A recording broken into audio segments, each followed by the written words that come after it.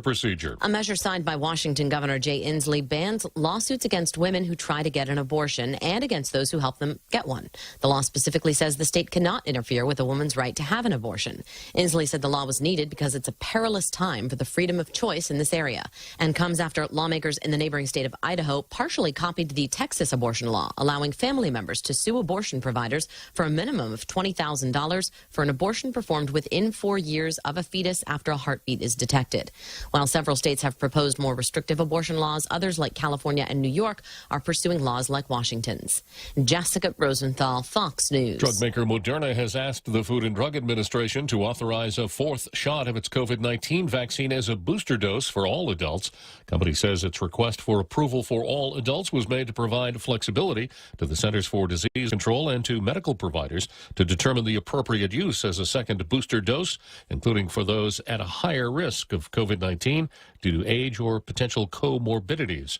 Federal and state regulators say sediment in a stretch of the Hackensack River in northern New Jersey has traces of arsenic, lead, and other contaminants in it. The river now named as an EPN Superfund site.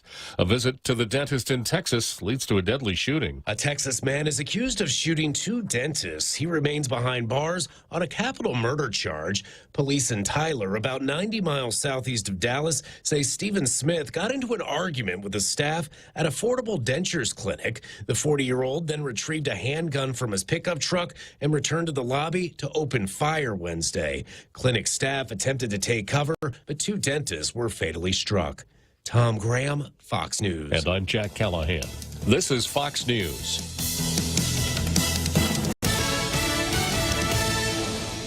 When's the last time you looked at your homeowner's insurance? We buy a homeowner's policy and never give it another thought until something happens. Life brings changes, and our coverage needs can change. The smart thing to do is get the answers and level up our insurance to make sure we're totally protected. That's the Insurance Extra Point. Get out there and make something good happen today by calling Guahan Insurance Services at 475-1162 or visit us at the Camacho Landmark Center in Tamuning. Half a day. This is Jade Uggan from Security Title, and in celebration of Tomorrow Month, here is a tip on dealing with your land. You might be thinking of giving part of your property to your child or another family member. Once you have subdivided the property and recorded the map, you will also need to record the deed transferring the title. Just drawing the map is not enough to make sure they actually own the land. Protehi y Tanonmu. When it comes to your family land, call the professionals at Security Title. We are here to help. We're already Pika's best radio station, but we're always looking for ways to be even better. Announcing the point on Alexa. In addition to our FM and HD radio feeds, our incredible app, informative website, Facebook Live, and YouTube Live, you can now tell Alexa to stream The Point. And your smart speaker will start playing whatever we're saying. News and views 24/7 with your 4-word command.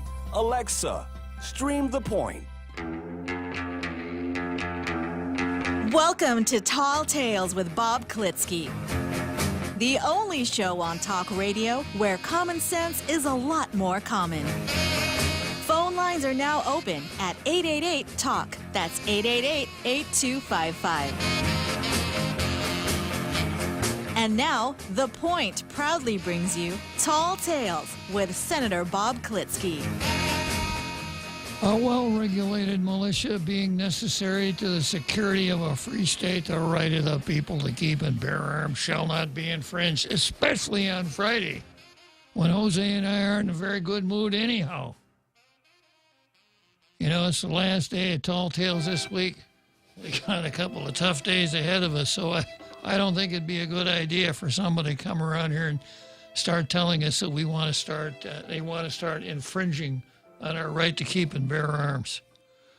Okay, so today, just to set the record, make a record here, I have more than one red shirt. I always wear a red shirt on Monday. I wore a red shirt last Monday. I'll be wearing a red shirt this Monday. This isn't the same one I wore last Monday. You probably recognize the difference, right, Jose? Yes. Yeah. It is definitely another shade of red. That's right. Okay, so let's start out with the Zemi Ikotny.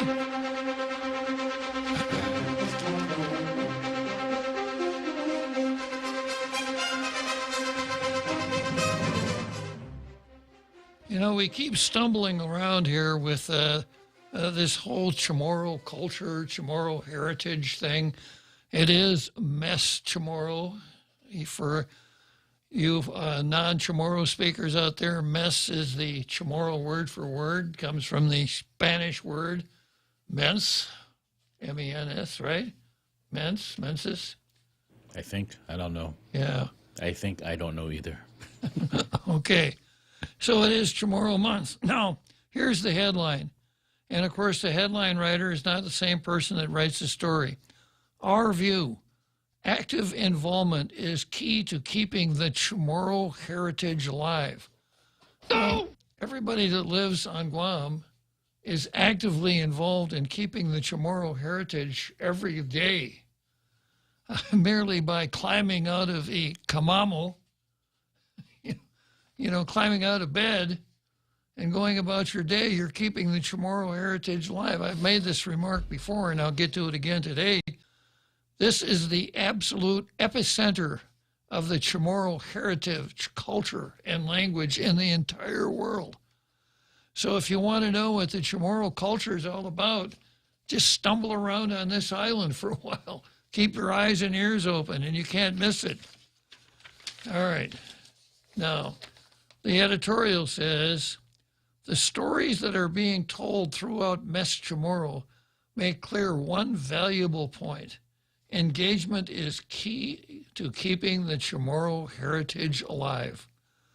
With young Chamorros fluently speaking their native tongue and thousands of Chamorros gathering to celebrate their Chamorro roots thousands of miles away in San Diego, it's obvious that the ongoing renaissance is fueled by people who are proactively engaging in the culture in nearly every aspect of their lives, even though they may be far from home.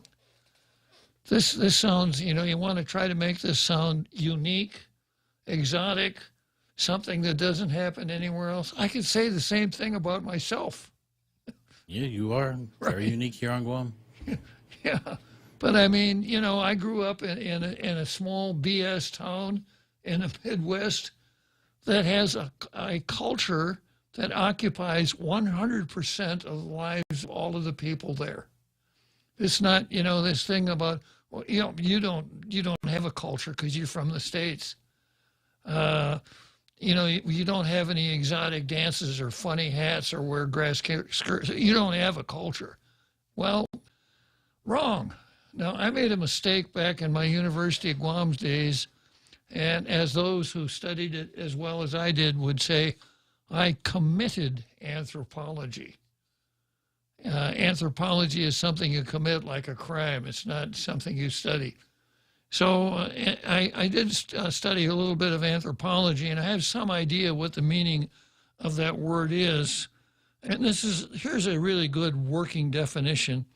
Culture can be defined as all the ways of life, including arts, beliefs, institution of a population, that are passed down from generation to generation. Culture has been called the way of life for an entire society.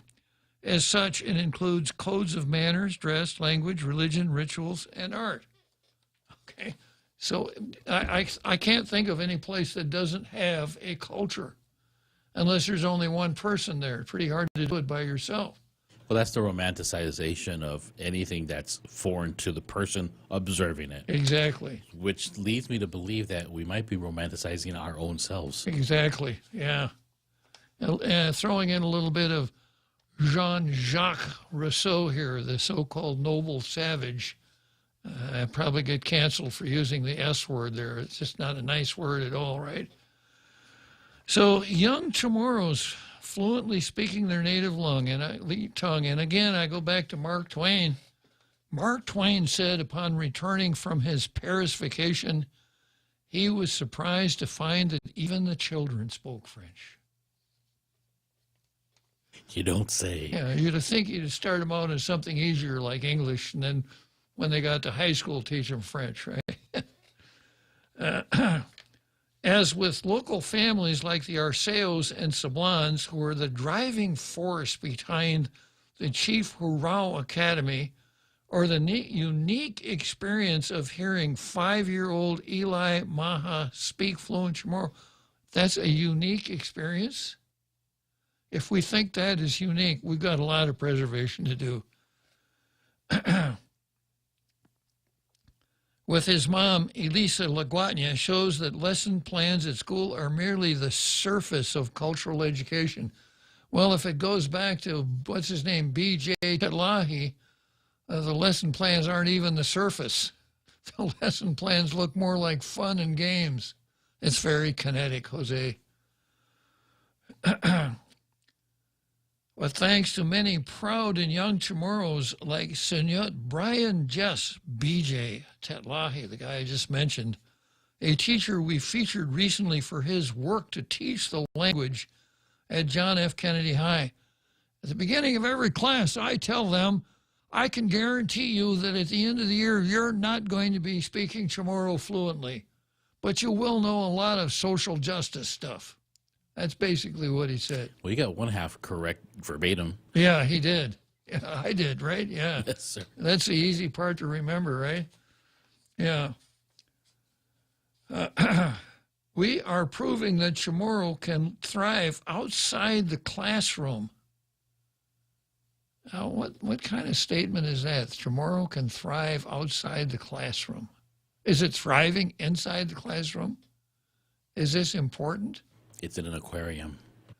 And for the next generation of Chamorros about to take the next step into adulthood, cultural engagement can continue in even more academic ways with role models. Are you ready for this now? Can I have a drum roll, Jose? With role models like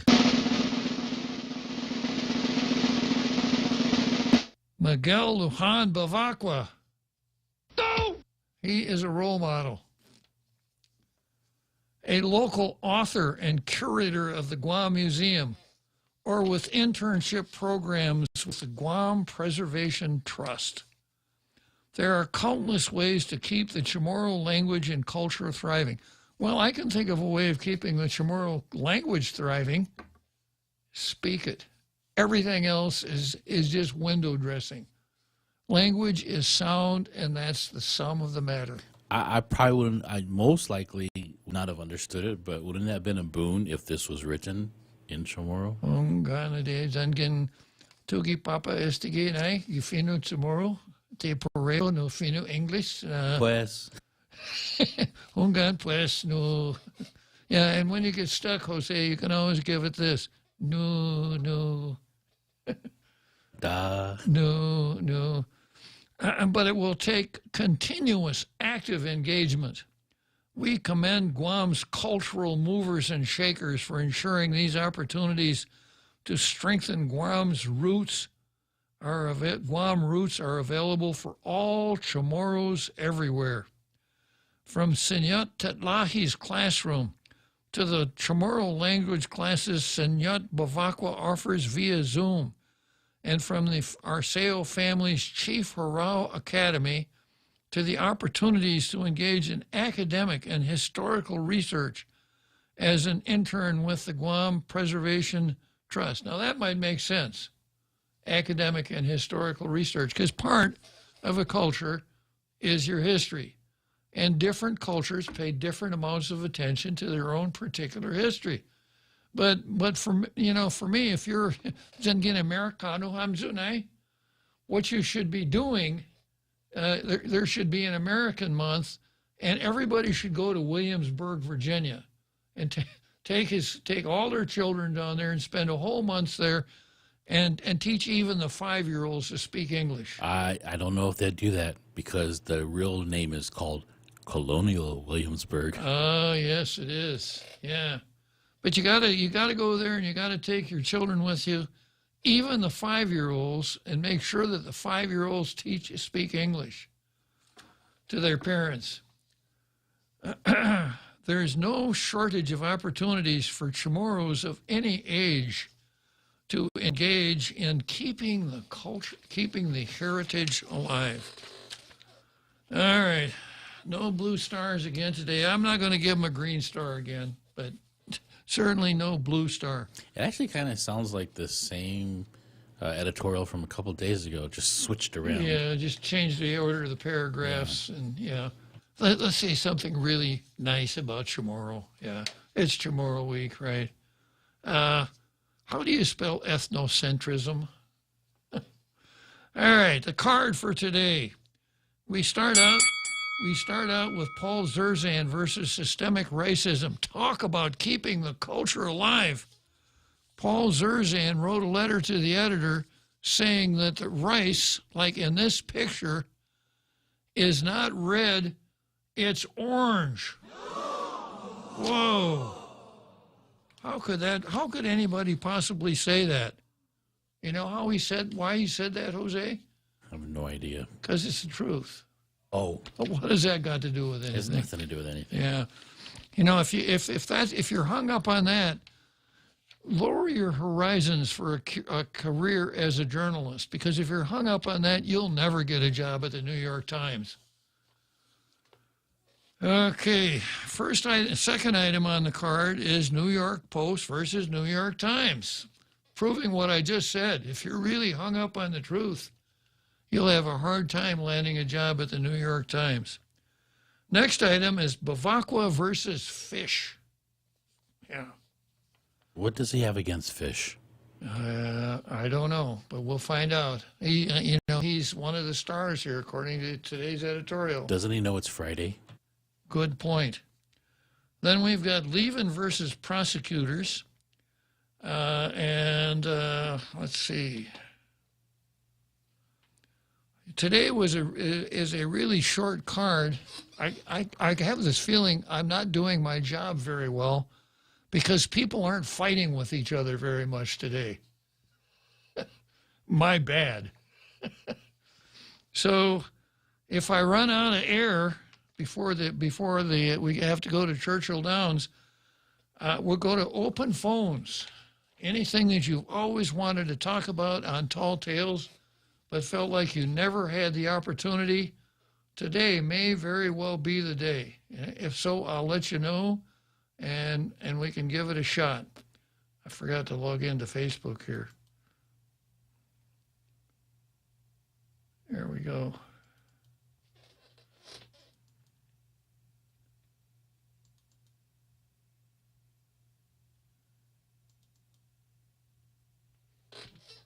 Yeah.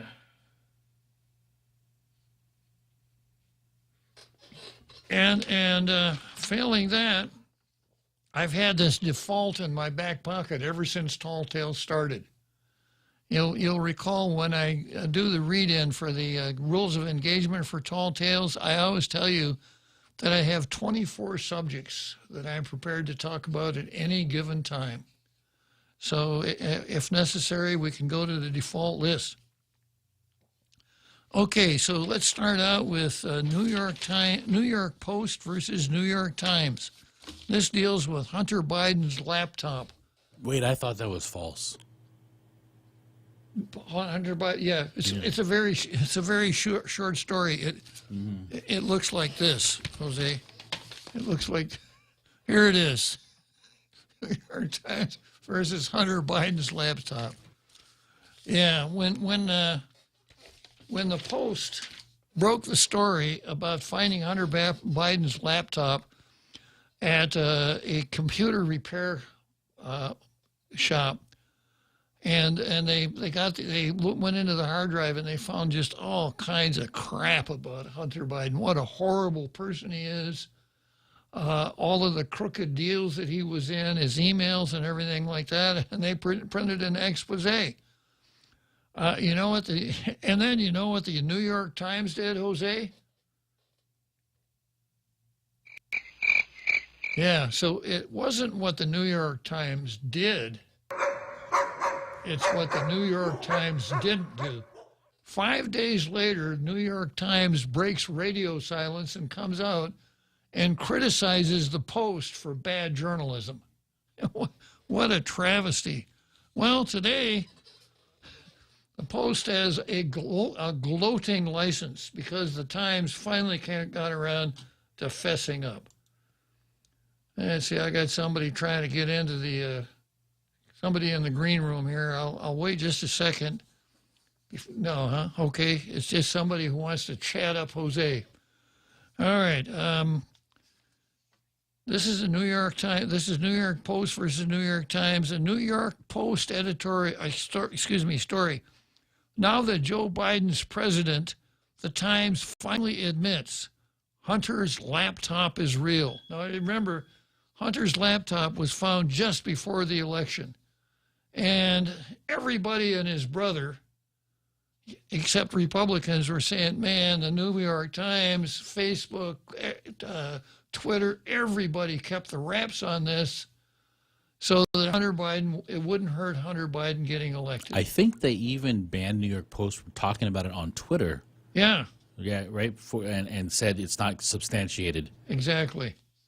So here's the story. Forgive the profanity, but you've got to be shucksing us. First, the New York Times decides more than a year later that Hunter Biden's business woes are worthy of a story a year later. Then, deep in the piece, in passing, it notes that Hunter's laptop is legitimate. People familiar with the investigation said prosecutors had examined emails between Mr. Biden, Mr. Archer, and others about Burisma and other foreign business activity, the Times writes. These emails were obtained by the New York Times from a cache of files that appears to have come from a laptop abandoned by Mr. Biden in a Delaware repair shop. Whoa. I thought the Post just made all this stuff up. I thought the Post was going to rename itself New York Tall Tales. I was going to have to sue for copyright infringement. Authenticated, you don't say. You mean when a newspaper actually does reporting on a topic and doesn't just try to whitewash coverage for Joe Biden? It discovers it's actually true? This is the Post. And they deserve a victory lap and 2 gloating laps.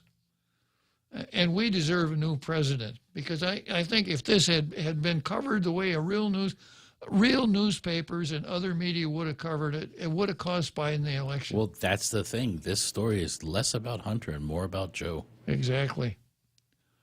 But wait, it doesn't end there.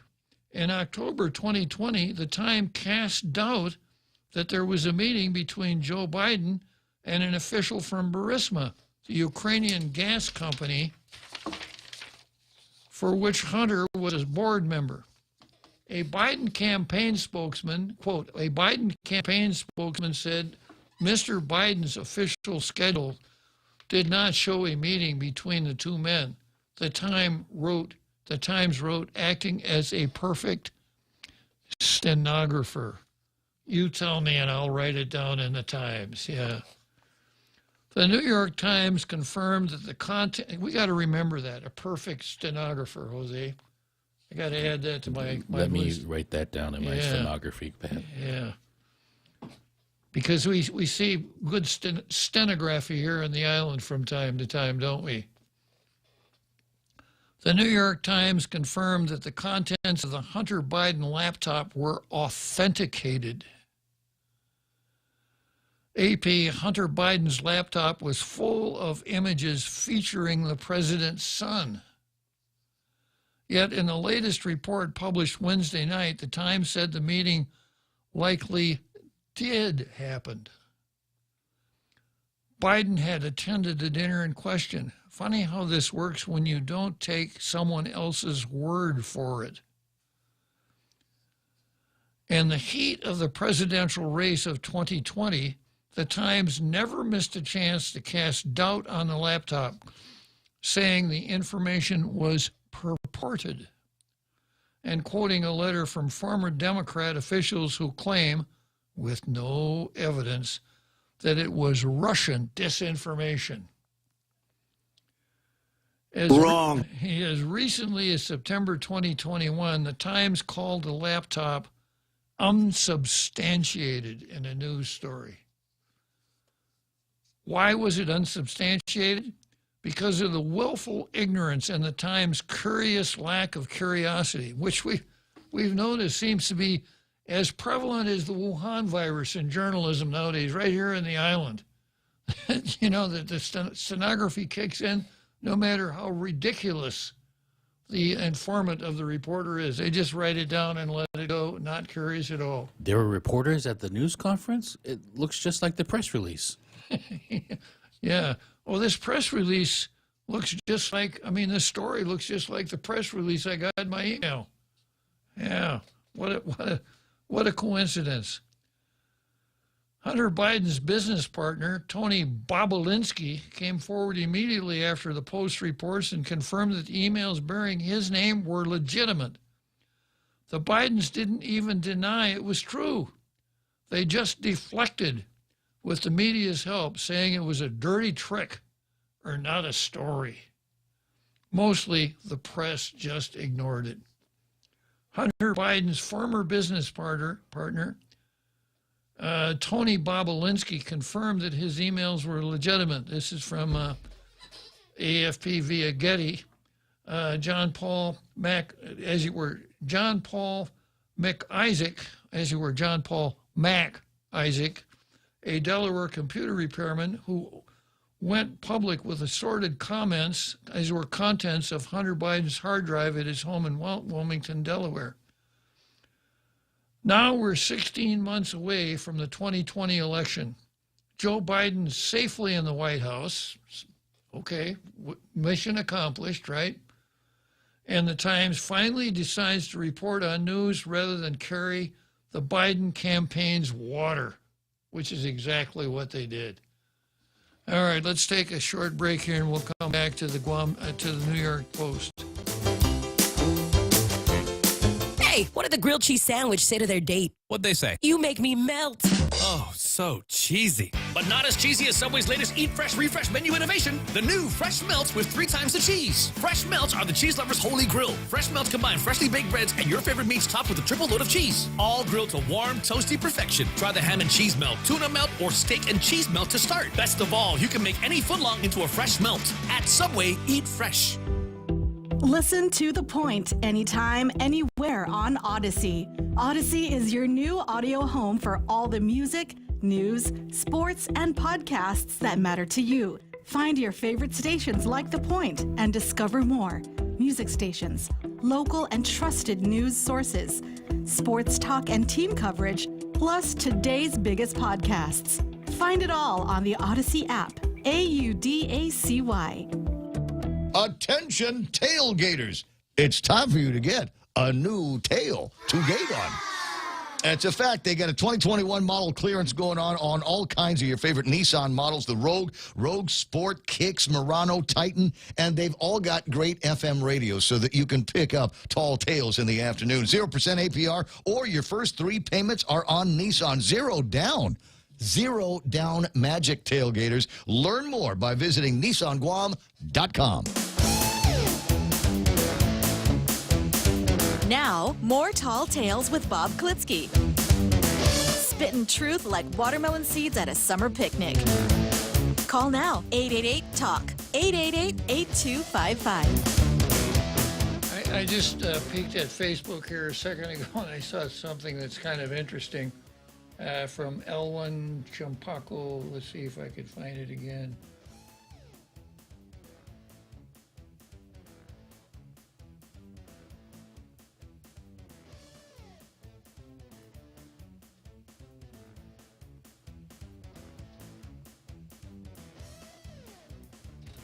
Next break. Anyhow, back to the New York Post versus the New York Times. And this is so sad because the New York Times had such a wonderful reputation. It calls itself the newspaper of record, and it was forever.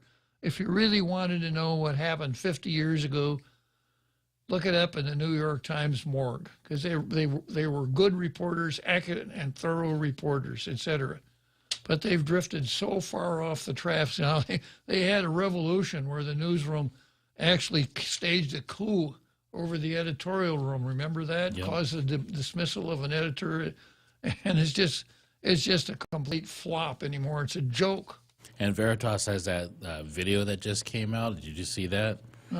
Somebody had got a date with one of those main reporters, the investigative reporter, and he just spilled the beans on how everything is to be formed around a certain narrative. I got to see. Especially about January 6th. I'll send you the link. Yeah, good for you. Yeah, and the New York Post and the New York Daily News were, they weren't even second string historically. They were third string. They were tabloids, which meant headlines, 50-point headlines and gory pictures and salacious stories about love nests and things like that. You couldn't look to Gossip. them. Yeah, gossips. That's but now, which is why I bought them. yeah, that's why they were so popular, right? Yeah, but I subscribe to both now, but I look at the Post first because I'm interested in what's really happening, not what somebody wants me to believe. Yeah. Okay, so here we go. Back to this story here. Now we're 16 months away from the 2020 election. Joe Biden's safely in the White House, and the Times finally decides to report on the news rather than carry the Biden campaign's water. And they find that, hey, Hunter Biden's business interests benefited from Joe Biden's political status to a suspicious degree. Perhaps this is a topic worthy of examination. A little sarcasm there. That sounds like something I'd say. How did the Times authenticate the laptop? It doesn't say. Unlike the Post reporting, which detailed exactly how we got the files, where they came from, the Times does a hand wave to anonymous sources, which, of course, we know are far more important than identified sources. They got back copies of the Post. Yeah. from somebody they didn't know. From a stranger. From a stranger. No facts have changed since 2020. They knew the laptop was real from the start. They just didn't want to say so. There's never any shame with these 180s. Sorry that we wrote a, quote, fact check that turned out to be bull. Sorry we wrote a piece claiming something wasn't a story and you were stupid for thinking so. Twitter banned us. This is in the voice of the Times. Twitter banned us supposedly this is the Post, supposedly for publishing hacked materials that weren't hacked. The company's CEO apologized, but by that point they had accomplished what they wanted. Like the Times, they cast enough doubt to avoid making their preferred candidate look bad. Readers of the Times have discovered in March 2022, that Hunter Biden pursued business deals in Europe and Asia and may have leveraged his father's position as vice president to do it. Hunter also may not have it properly registered with the government or declared all his income. All legitimate topics of discussion about a presidential candidate's family. No. Yeah. Yeah. Okay. Nice going, New York Post. And horrible going, New York Times. I'm going to give you a green star the next time I get my green pen out. You deserve it. Okay, next item on the card is, let's see, Bavacqua versus fish. I'm going to do this one off my laptop.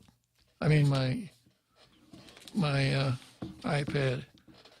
So this is Bavacqua's column in the Daily News. The headline, Bavacqua, many interpretations to legend, many avenues for understanding potential meeting. For Chamorros, a famous legend describes a giant fish which comes to the island and begins to eat away at its land, especially in the middle. Over time, it chews enough to create Pago Bay and Hagatnia Bay and the eastern and western sides of the island, with its massive bulk and sharp teeth, threatens to split the island into two. Only by weaving their long hair together and forming a net are the women able to defeat the giant fish? Good story. There are many interpretations to this legend, many possible avenues for understanding its potential meaning. One potential analysis discusses the giant fish as symbolizing how islands can easily be overwhelmed by larger external forces. I knew this was coming. Before I even read this far, I knew what was coming, right?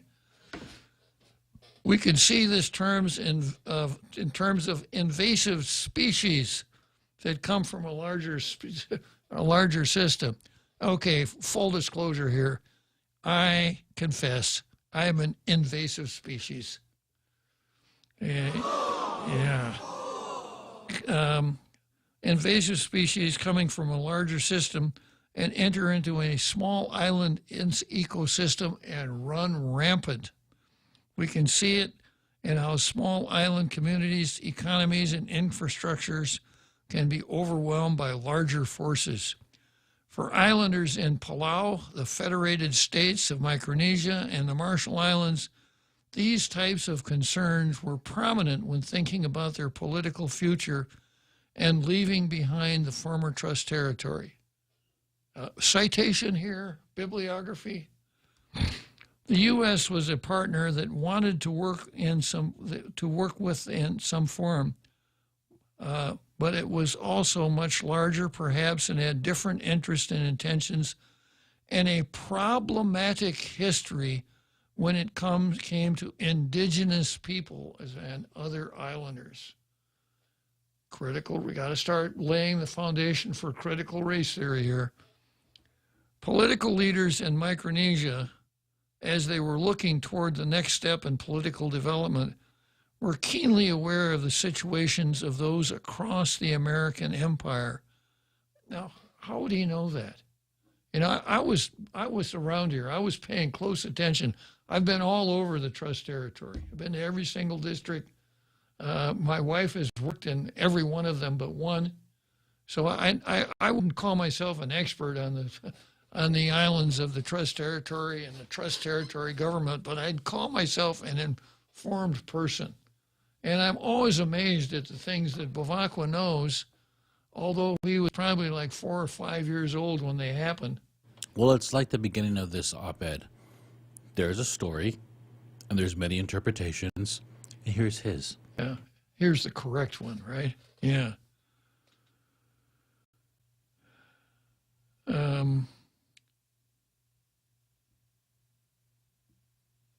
For other islanders across Micronesia, as you were.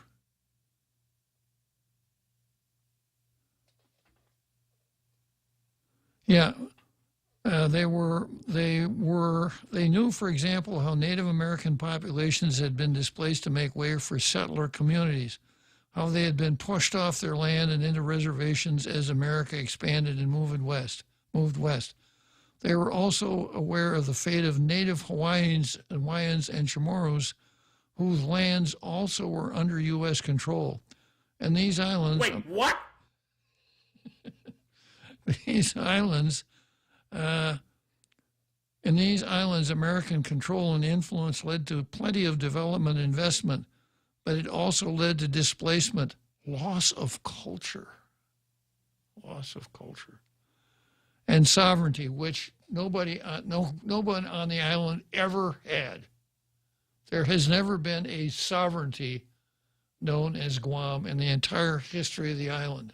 So how can you lose something that you never had? As of today, it has led to both Native Hawaiians and Chamorros being minorities in their own homelands. I thought I was in the minority here, Jose. I guess it depends on how you count. You know, Neil Weir said that 98% of the people living in the 5 insular territories are minorities. This is the new math. 98% are minority.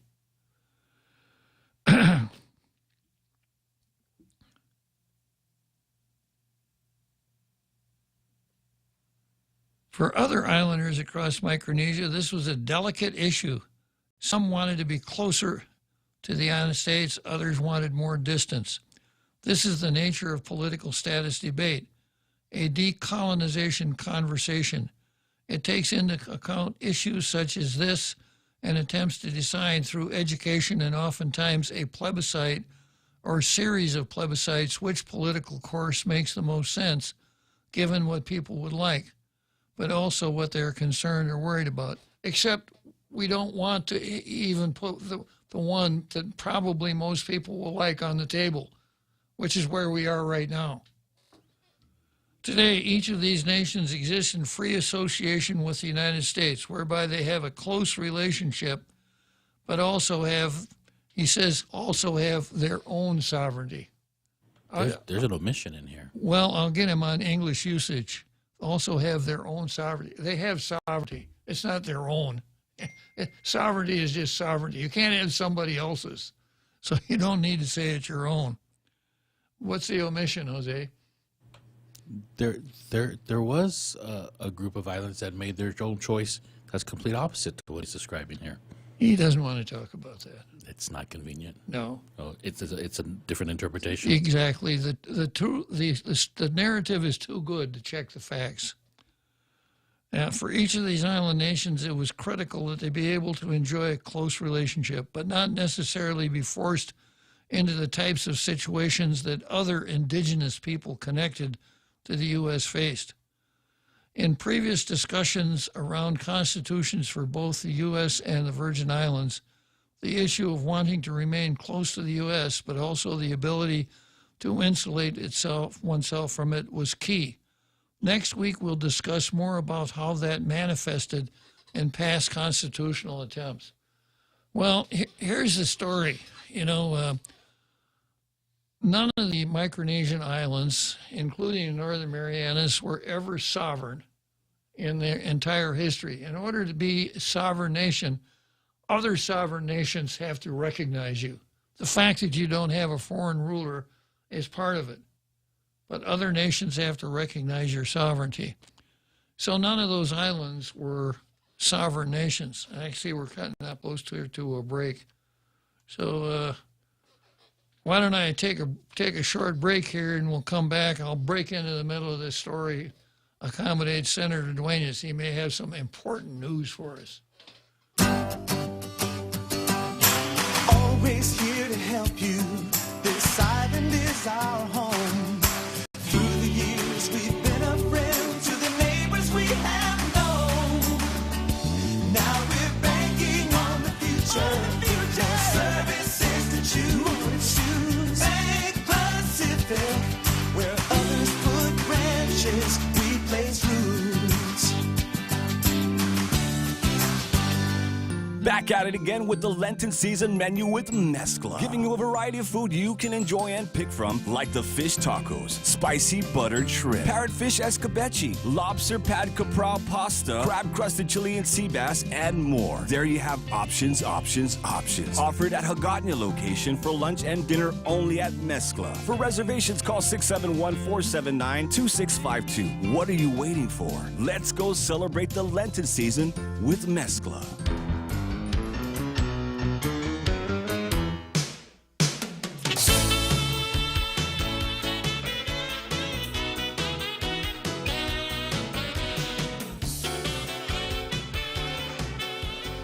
Okay, so here we are. We got about 15 more minutes to the big halftime show, which I'm sure Senator Chris Duenas is anxious to watch again, right, Chris? Unggan, buenas tardes y mas takilo gitotel. Si Diyos masilay lotitakilo. Guahunay is taumono titakilo. Lo Godzao no idoku wa mo ano imos favorite gi senador dan justicia dan no I mas takilo gi tauta na ma defendi I defense para I guerra banabay. Si Diyos masi. Utagi lo banabay no atalo ano no no Tigo no Malik Molo tagging cada dia. No, I wanted to Your Honor, I wanted to make an observation that a good friend of mine made and kind of opened my eyes in terms of when we have this conversation about Chamorro culture and what it means to have the diversity that we have on our island, as well as a strong economy, an emphasis on education and what it means to preservation of culture. Kind of interesting sometimes when we have this conversation and those who would proffer to be an authority on it talk about how different ethnicities that exist within Guam now and whatever the history was going forward, but even just the economic expansion and the different things that exist over the years, that Guam has become to what it is today as being, counter to indigenous and cultural preservation. And as a good friend of mine said, I believe the reverse is true. If you didn't have an expansive economy, if you didn't have sustainability in terms of jobs, economic opportunity, and the like, you basically would have a very difficult time carrying forward your culture. And one of his examples was most of our people who actually lived, those who could derive Chamorro roots, who live abroad and have sought better opportunities, for their families and their lives and their children. But also, if you look at areas like San Diego and other places, I mean, they've spent their time trying to maintain their culture and maintain their identity and their understanding of Chamorro through language, through sometimes their before COVID, sometimes their liberation festivities and other festivities that recognize Chamorro culture are even larger and stronger than Guam. And so I just always thought that there was an interesting,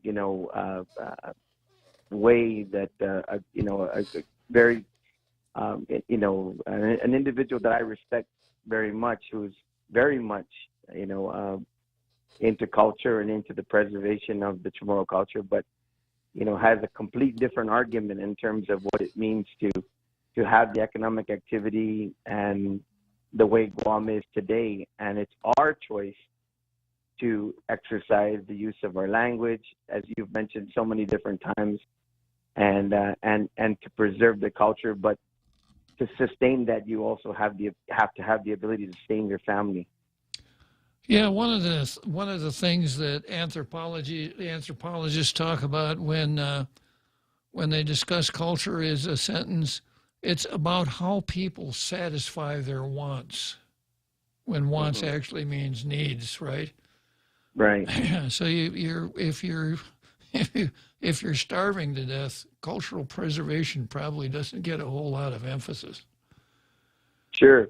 And the observation from this individual as well is when we talk about our families who live abroad and have sought better economic opportunities, that's also what he was saying, was you lose people, you lose, your indigenous culture when you can't sustain it by having good education, a good economy, the things that people need, like good health care and public safety and everything else. When you devolve and don't have the ability to sustain, then you lose a lot of your culture and your people, because they leave for better opportunities. Yeah. I mean,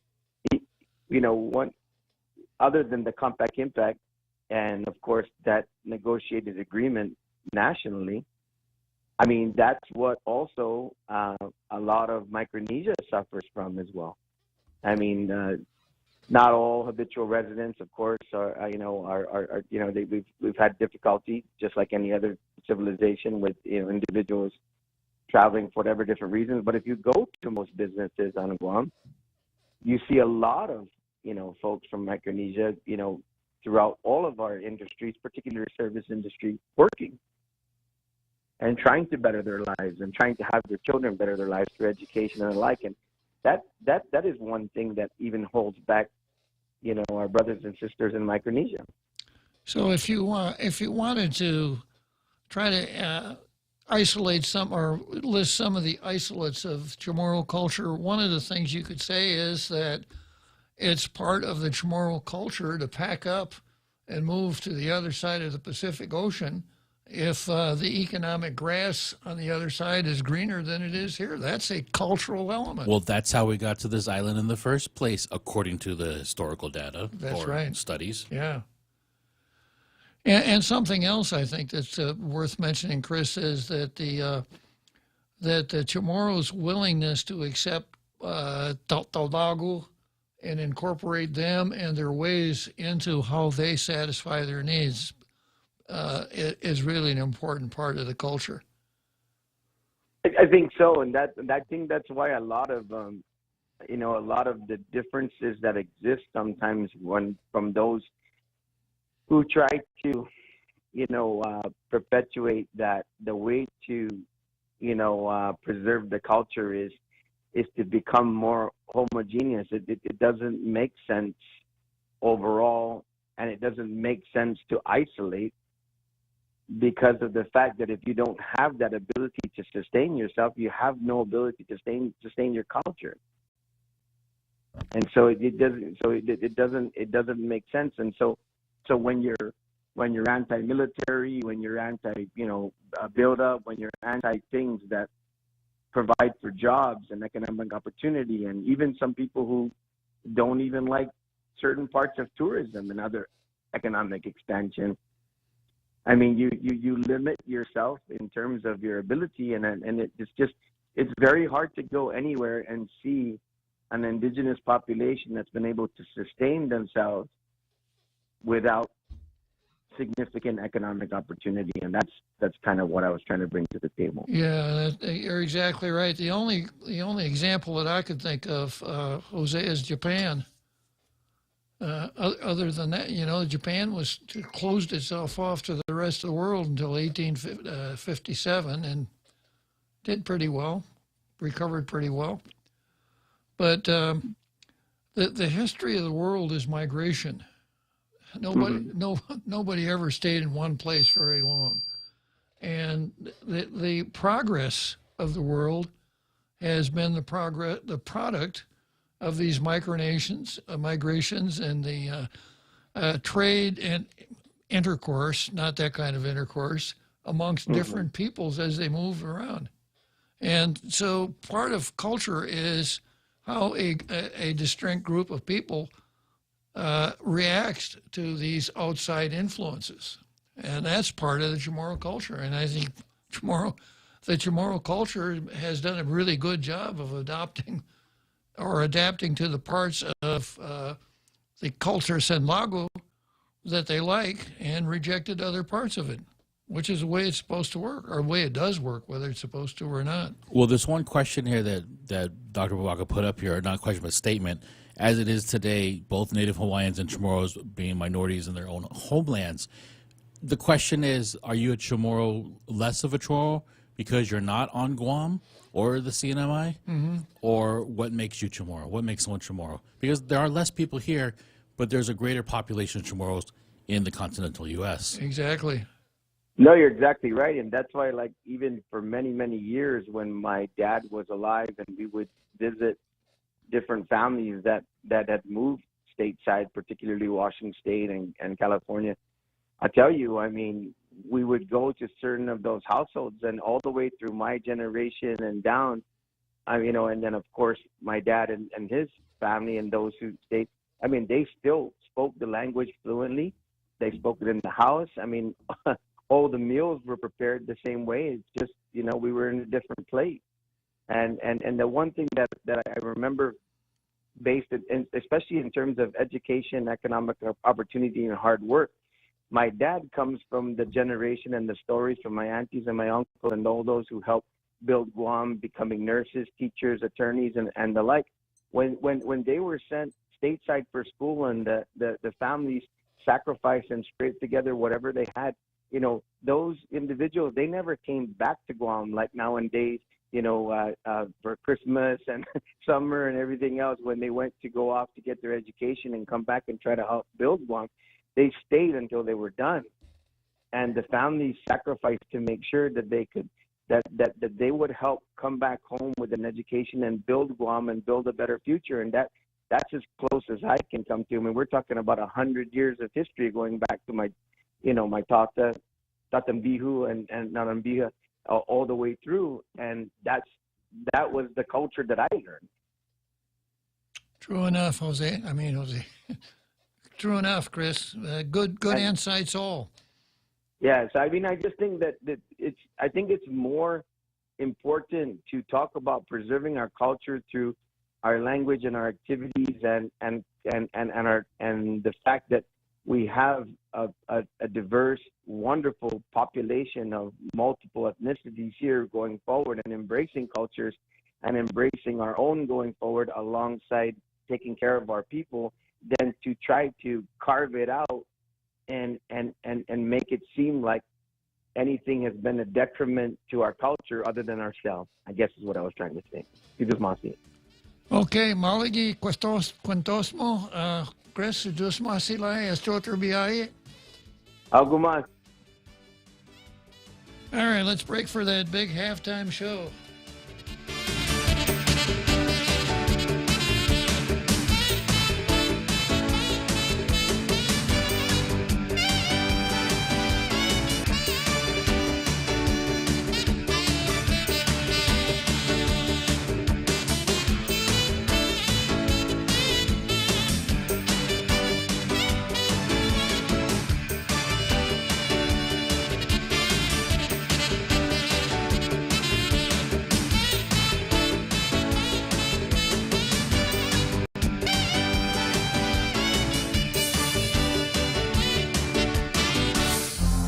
The Point is KUSG, Hagatna, Guam, 93.3 FM and 104.3 HD3.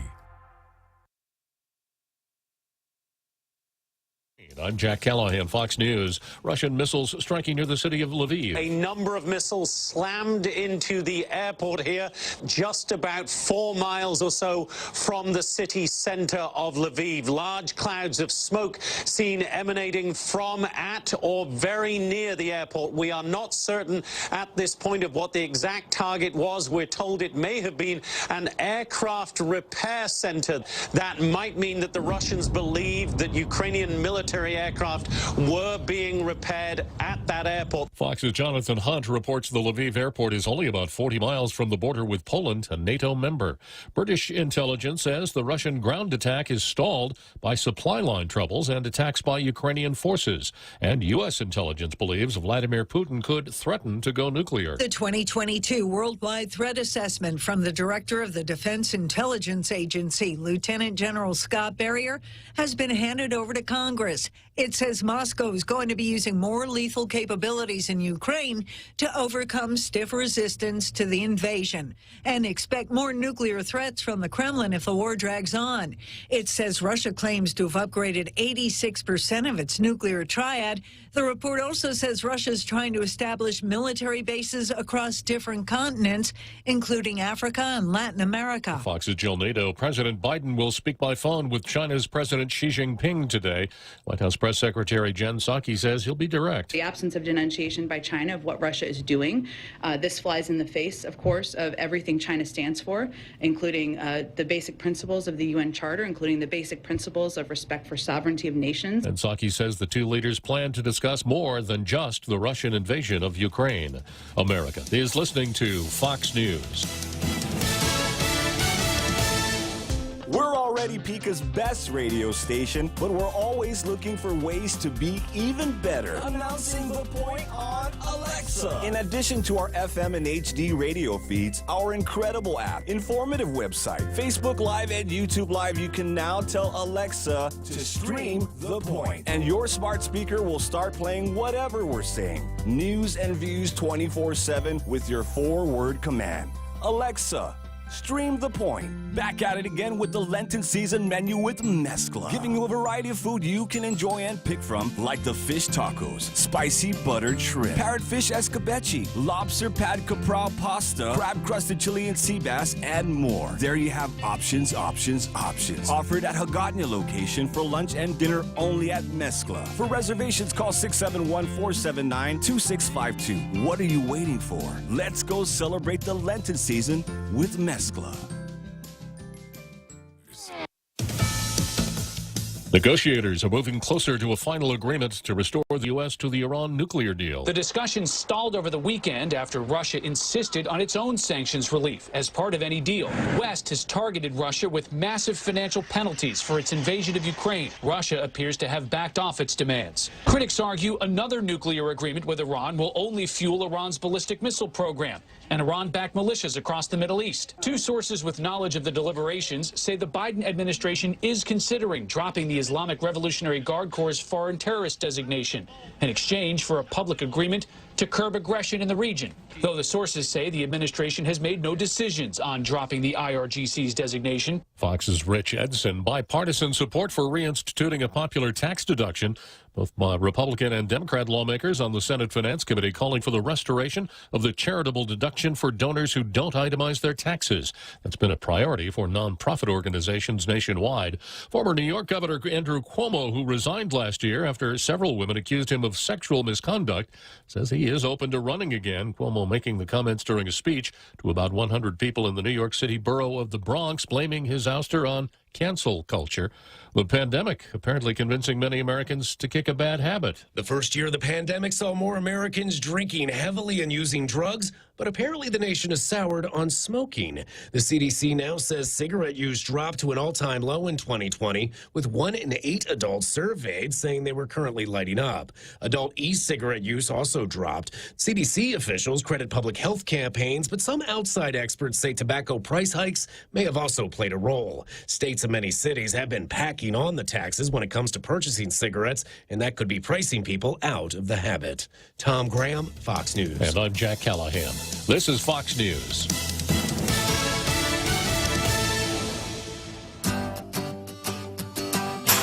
Always here to help you.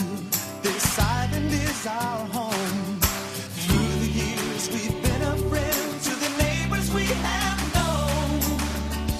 Now we're banking on the future. Their services to choose. Bank Pacific, where others put branches, we place roots.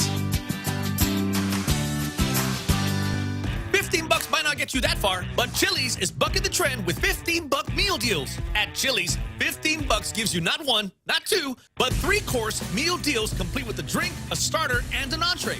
Mix and match 3-course meals 15 ways to Sunday with soup, salad, or chips and salsa to start, and ranchero chicken tacos, honey chipotle crispers with rice, bacon ranch quesadillas, or personal fajitas for the main course. Build your own $15 meal deal at Chili's. More life and great value happen here. When's the last time you looked at your homeowner's insurance? We buy a homeowner's policy and never give it another thought until something happens. Life brings changes, and our coverage needs can change. The smart thing to do is get the answers and level up our insurance to make sure we're totally protected.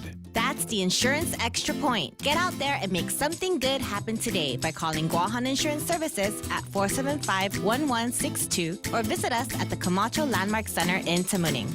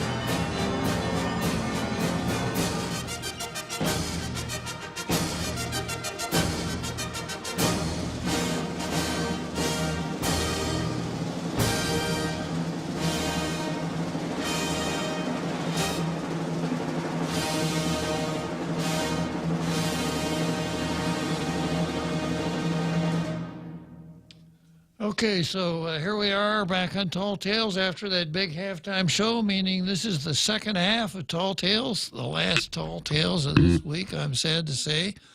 And we're going to go back to Señor Miguel Bavacqua, which Elwin Champaco Quitano tells us translates to water drinker. which Elwin thinks it's somewhat remarkable, since it seems that Bavacqua spends most of his time drinking the Kool-Aid. His words, not mine. And then Elwin also tells us that that if you wanted to talk about someone who is not indigenous, the Chamorro term would be Chat Manetlu. Chat Manetlu. So the word Chat is kind of a negator. So my good friend Eddie Chatfris, may he rest in peace, and I, whenever I'd encounter him, I wanted to try to make him feel good. So I used to refer to him not as Eddie Chatfris, but as Eddie Giferus. Elwin will understand what I'm talking about there. I don't think Bavacqua will understand what I'm talking about, no matter how long I talked about it. But he says, he talks in terms in here. What did he say about language and culture? And let me see if I can find that in this article. Oh, yeah. He says they were aware of the fate of Native Hawaiians and Chamorros, whose lands were also under U.S. control. In these islands, American control and influence led to plenty of development and investment, but it also led to displacement, loss of culture, and sovereignty. Well, sovereignty, you know, if you're talking about Hawaiians, yeah, Hawaiians did have sovereignty once upon a time. There was a kingdom of Hawaii. Their own queen was recognized by by the family of nations as a sovereign country. And how they lost their sovereignty is indeed a sad story. Well, that is an interesting part about Chamorro history, even during the Spanish colonial times, where I don't think we ever had a designated sovereign island nation. It was individual villages. No. You know, Guam, the Chamorros, wherever they might have been, never inhabited a sovereign nation. Now, the smart money over there and the easy boy will say, well, yeah, before the Spanish got here, they were here all by themselves. Well, in order to be sovereign, you have to be recognized as a sovereign by other nations. Otherwise, you're not. There is a phrase, terra nullius, empty land. Didn't apply here, but colonizers have used that in the past. But so Chamorros have never had sovereignty. So how you can't really lose something that you've never had. And my analysis would be that right now, Chamorros, as a political group living on this island, are closer to having sovereignty than they ever have in the past, because we have an island that has complete home rule. And ever since I've been here, everybody, or the majority of the folks running the island government, have been, guess what? Chamorros, yeah. Right now, there's in a 15, I was almost said 15-man, boy, 15-person legislature. There's only one non-Chamorro there. We have a Chamorro governor, a Chamorro lieutenant governor. Our Washington rep is Chamorro. Our public auditor is Chamorro. The single animal control officer at the Department of Agriculture, also known as the dog catcher, is Chamorro. So you name it. It's the closest thing to sovereignty that Chamorros have ever had. And when he talks in terms of culture, culture is something that it's with the people, not with the government. Go back and reflect on some of the things that Chris said. It's not up to the government to perpetuate or stamp out culture or whatever. And as per some of the anecdotal stuff we talk about here on the show, you know, I've been to Texas on Liberation Day, and I've gone to to a big party in Texas on Liberation Day, and you know, if you're in the right place where they got these Texas-style palm trees, you'd think you were on Guam. San Diego's the same way. Exactly. You go to the Guam Club in San Diego, PIFA, I think it's called. Pacific Island Festival. Say again? The Pacific Island Festival they have there. I've never been to that. Oh, it's huge. Yeah. But I have gone out there just on a regular day. I used to take my sister-in-law over to the Guam Club just on regular days. So, and you know that that is the Chamorro culture, and folks that leave here, as per what Chris said, you know, you find people still practicing the culture there, speaking the language, obeying the customs. And one of the things that I could explain to the Tatos and Lago is a custom here that isn't a custom in the States, and that is when you go to somebody's house, even someone you don't know, what's the first thing you do when you get to the door? Take your shoes off. You take your shoes off. What would happen? What would happen if you did that in Milwaukee? Put your shoes back on. What are you taking your shoes off? Unless it's snowing. Yeah. What do you do? Why are you taking your shoes off? Yeah. But that's a small example. Another example that I've heard, it deals with sleeping, and this is an analogy. This is not factual. But if you live in a house for a long, long time, especially a wooden house, you get used to the sounds that house makes. You get used to the creaks, and the different sounds and you don't pay any attention to them because you internalize them so much. But if you go somewhere else to sleep, sometimes it's just a little bit hard to nod off because you don't hear those sounds, or you hear different sounds. And that's how culture works. Culture isn't something that you say, oh, yeah, well, a good night's sleep last night. Now I'm going to go out and practice my culture.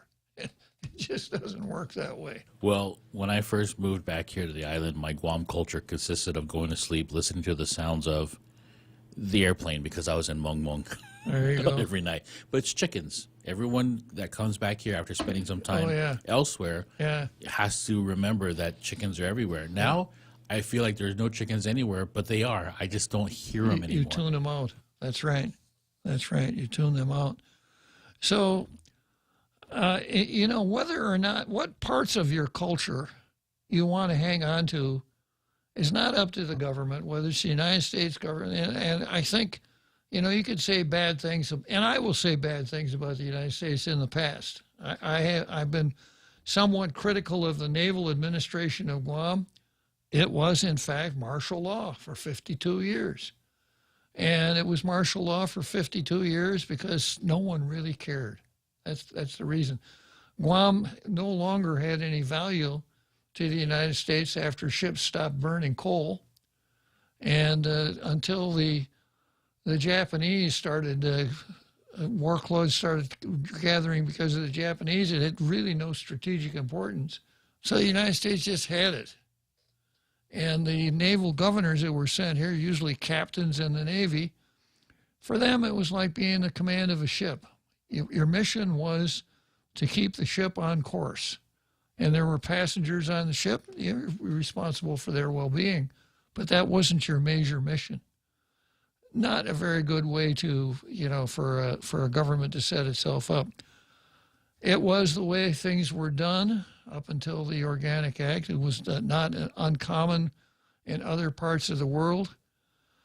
And on balance, the Navy took pretty good care of the people of Guam because there are a whole lot of Chamorros that in 1941 there were in 1898 because health was really poor in 1898.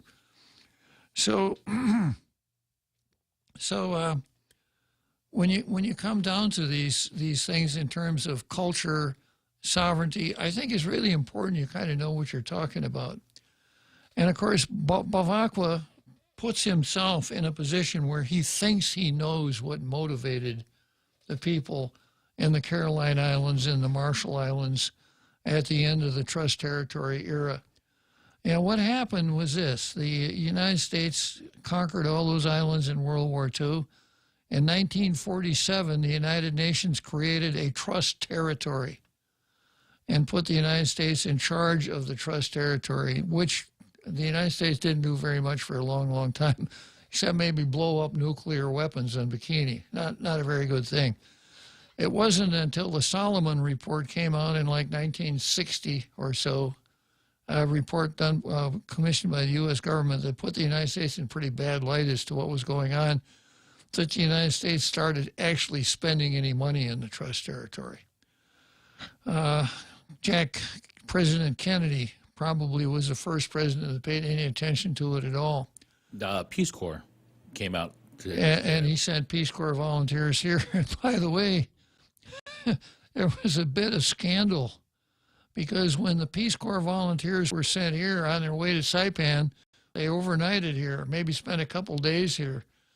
And compared to what we were into, there were very few hippies, if there were any hippies on Guam in that era, right, in the mid-'60s. The folks that came into the airport in their tie-dye jeans and their shoulder-long hair and strumming on guitars, people were saying, what are those people? We're sending them we're paying for those guys? It was quite a sight to see. But it worked out pretty well for everything. Some of them stuck around, are still here. So then the United States, there was a high commissioner appointed by the president, confirmed by the Congress. And the high commissioner had absolute authority in the trust territory. He was legislative and judicial. Legislative and executive. There was a court system. There was a high court of the trust territory that had 6 justices on it, each of whom was the sitting judge in each of the 6 districts. So the Supreme Court would be impaneled a couple times a year to hear appeals from the various districts. And a guy named Harold Burnett was the justice for Saipan and also the chief justice. I actually appeared before Harold Burnett back in the day. A lot of lawyers from Guam were admitted to the Trust Territory Bar. And the rumor around those days was that if you wanted to prevail at the Supreme Court, lose in front of Harold Burnett. Because they didn't like him as the Chief Justice, so just to stick it to him, they'd overrule him. Now, I don't know if that's true or not, but you know how lawyers are. Lawyers talk about things like that. So the Congress of Micronesia sent emissaries to Washington saying, we want to have political status negotiations. And the negotiations started. But literally from the get-go, the Northern Marianas said, we want out of here. 3 years after the beginning of the Trust Territory in 1950, the Northern Marianas said, we want out of here. We want to lash up with Guam or be like Guam. So, but the rest of the Congress didn't want the Marianas to go, because guess where most of the tax revenue came from? The Marianas. So the Congress could only appropriate money that was raised inside the Trust Territory, not any of the federal money that came to the Trust Territory, which was most of it. So they didn't want it. So the Marianas made their argument over and over again. And finally, it got to a very heated session at the Northern Marianas where, in Saipan, a session of the Congress of Micronesia where the Marianas delegation said, we are going to secede by force of arms if we have to.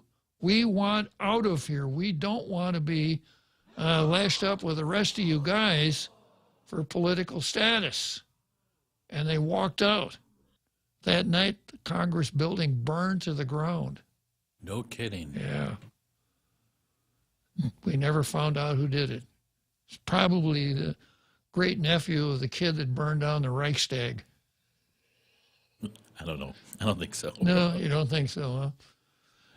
So anyhow, the United States finally relented and said, okay, we'll have separate negotiations with the Northern Marianas.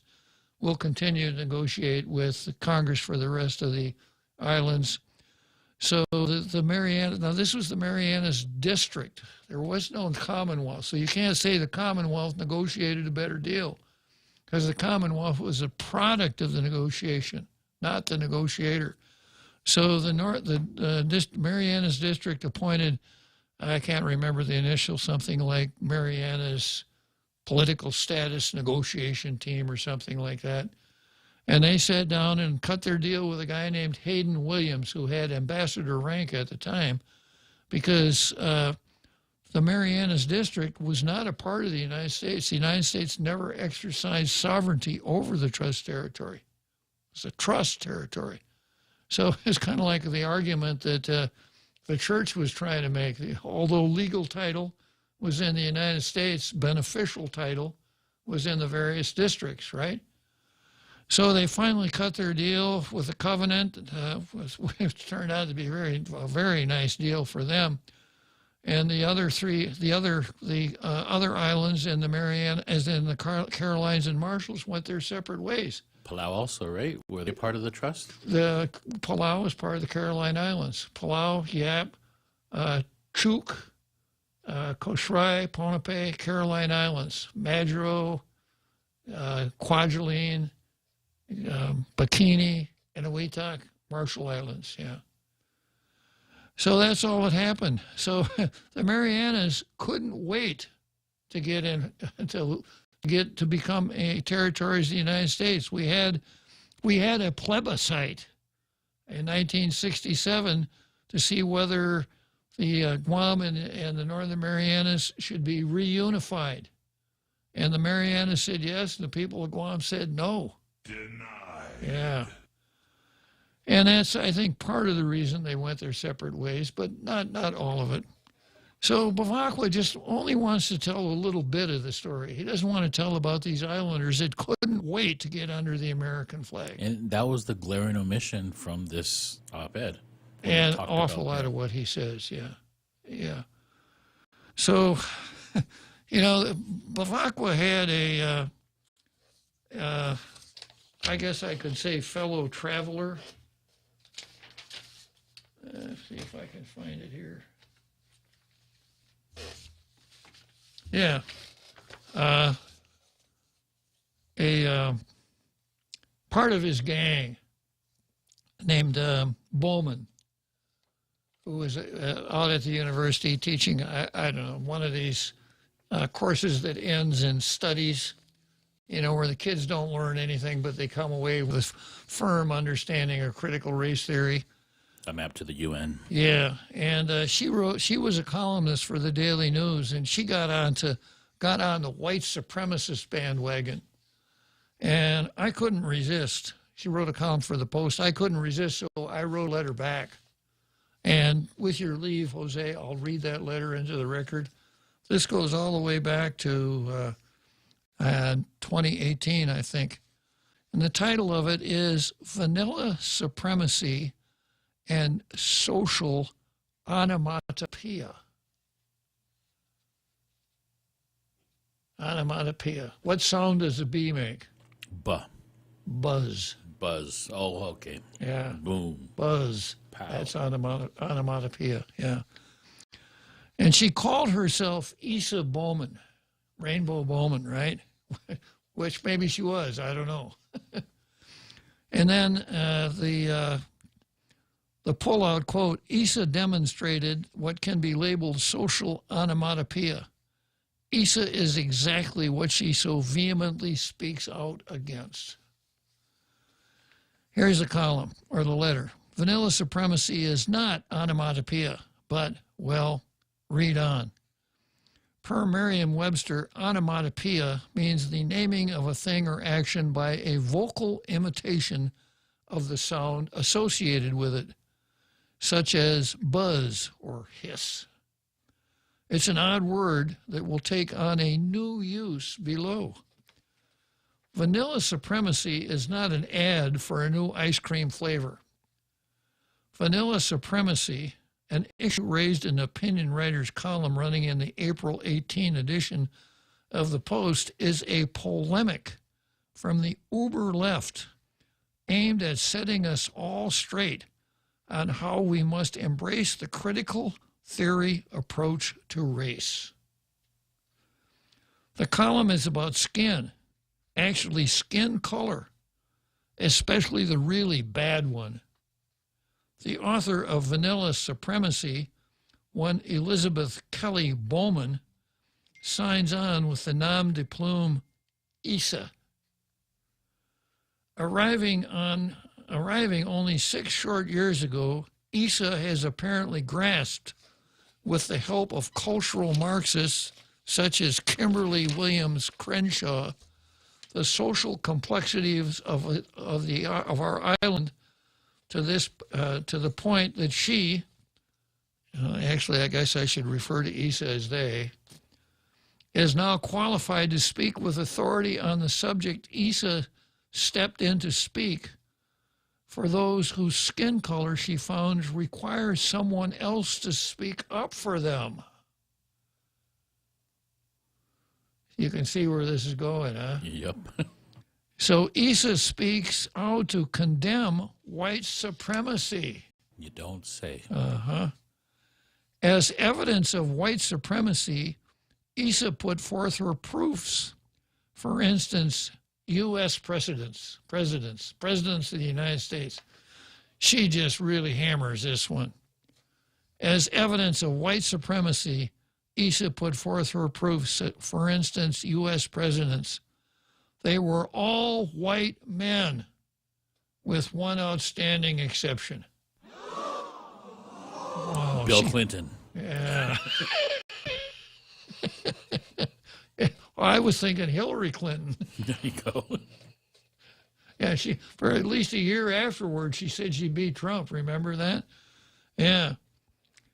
At the university, Issa tells us about her college. Quote, 57% of the full-time tenured or tenure-track faculty in my college appear to me, from my personal knowledge in most cases, to be not just white, but white men.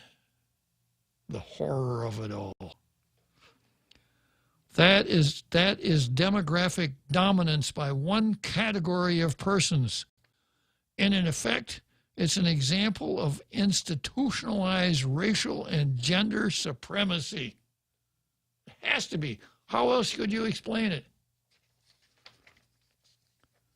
And here's Issa's coup de grace.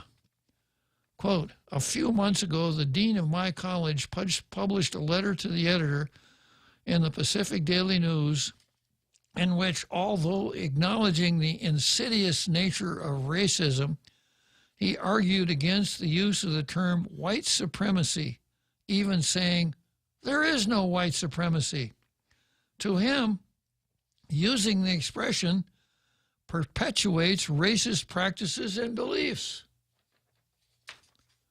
Could it have been this evidence that compelled Issa to speak for all those who are victims of white supremacy, she being best able to carry the burden?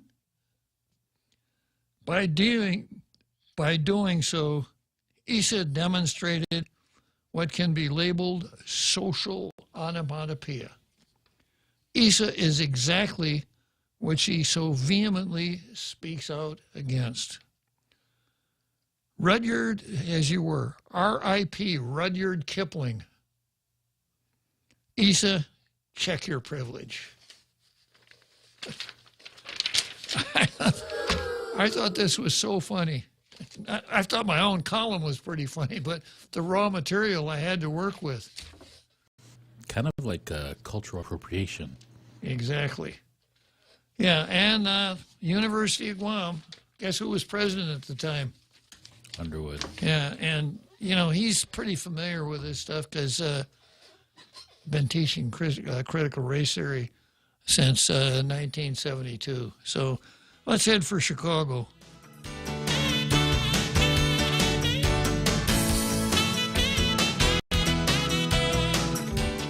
Listen to The Point anytime, anywhere on Odyssey. Odyssey is your new audio home for all the music, news, sports, and podcasts that matter to you. Find your favorite stations like The Point and discover more. Music stations, local and trusted news sources, sports talk and team coverage, plus today's biggest podcasts. Find it all on the Odyssey app, AUDACY. half a day. This is Jade Uggan from Security Title, and in celebration of Tomorrow Month, here is a tip on dealing with your land. You might be thinking of giving part of your property to your child or another family member. Once you have subdivided the property and recorded the map, you will also need to record the deed transferring the title. Just drawing the map is not enough to make sure they actually own the land. Protehi y Tanonmu. When it comes to your family land, call the professionals at Security Title. We are here to help. Attention tailgaters. It's time for you to get a new tail to gate on. It's a fact. They got a 2021 model clearance going on all kinds of your favorite Nissan models, the Rogue Sport, Kicks, Murano, Titan, and they've all got great FM radios so that you can pick up tall tales in the afternoon. 0% APR, or your first 3 payments are on Nissan. Zero down magic tailgaters. Learn more by visiting NissanGuam.com.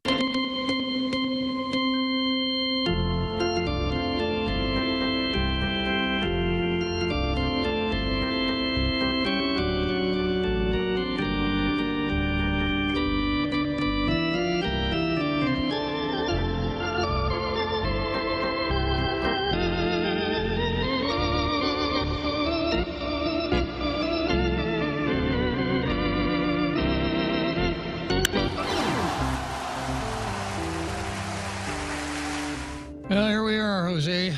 You know, the 7th inning stretch, baseball. Baseball used to be the national pastime. Talk about part of the culture, man.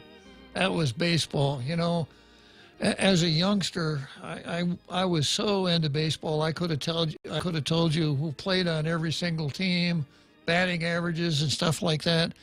And the Hot Stove League met at Pete Kelly's barbershop. You go into Pete Kelly's barbershop every day, and there'd be a bunch of people in there talking baseball. Some of them even came in to get their haircut. And so we really kind of knew a lot about baseball. Baseball was certainly, and probably still is, but not to the same degree, part of that culture. You know, as part of, just as American as, you know, holidays like 4th of July and Cinco de Mayo. Did I say that? Okay. I got a couple folks on the line here. I got Repeat, who probably wants to talk about Michael San Nicolas. What else does he want to talk about?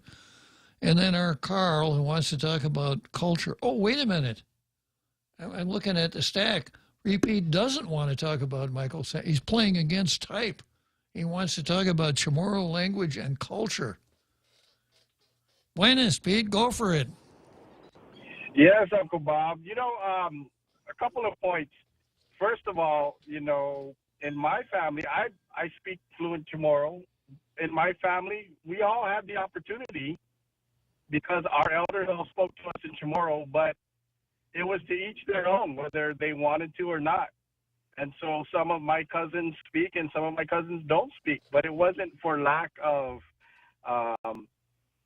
the availability of an exposure to the Chamorro language. I guess it was a personal choice for each of us. But one thing that didn't happen was nobody told us to stop. You know, nobody ever prevented us. And, you know, that leads me to a story. I met this colonel in the Pentagon, and we were speaking in Chamorro. He is a Camacho from Saipan. And while we're speaking, this captain comes up and stands right next to us.